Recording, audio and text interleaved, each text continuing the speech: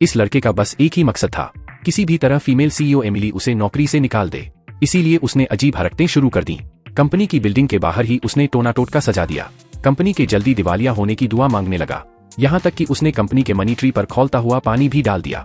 Investors को लेने वो जानबूझकर पुरानी टूटी वैन लेकर पहुंचा और उन्हें मजदूरों के साथ ठूंस कर बैठा दिया। उसे पूरा भरोसा था कि अब तो पक्का निकाला जाएगा, लेकिन उल्टा हो गया। न नौकरी गई, उल्टा प्रमोशन और सैलरी बढ़ाकर वाइस प्रेसिडेंट बना दिया गया। लड़का अंदर से टूट गया। नौकरी से निकलना इतना मुश्किल क्यों है? असल में उसने एक अनएम्प्लॉयमेंट सिस्टम जगा लिया था। अगर वो एक बार भी सही से नौकरी से निकाला जाता तो उसे सीधे $10 बिलियन मिलते। अब उसने बॉस की बदतमीजी सहनी बंद कर दी। उसने डेस्क से कीबोर्ड उठाया और सीधे अपने सुपरवाइजर मार्टिन के पास जाकर कीबोर्ड उसके सिर पर दे मारा। फिर वो एग्जीक्यूटिव मीटिंग रूम का दरवाजा लात मारकर अंदर घुस गया। सब लोग सन्न रह गए। मैनेजर दौड़कर वीपी डेविड के पास गया और उसकी शिकायत करने लगा। डेविड गुस्से में चिल्लाया, तुरंत बाहर निकलो। लेकिन लड़के ने उसे पूरी तरह अनदेखा कर दिया। उसने तंज कसते हुए कहा कि जिस रिजॉर्ट को कंपनी ने चुना है वो श्मशान के ठीक बगल में है। क्या वो अपने परिवार को वहां बसाने वाले हैं? डेविड आग बूला हो गया और वहीं उसे निकालने ही वाला था।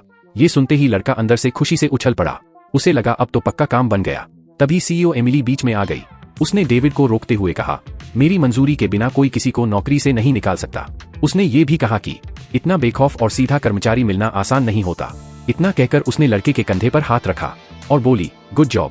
लड़का पूरी तरह कंफ्यूज हो गया। अगले दिन उसने ठान लिया कि अब एमिली को मजबूर कर देगा।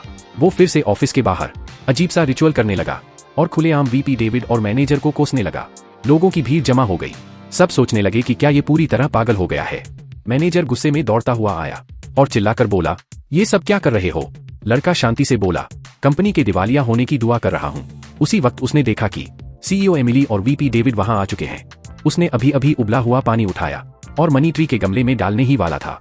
डेविड गुस्से से चिल्लाया, ये कंपनी का मनी ट्री है। लेकिन लड़के ने उसकी बात सुनी ही नहीं।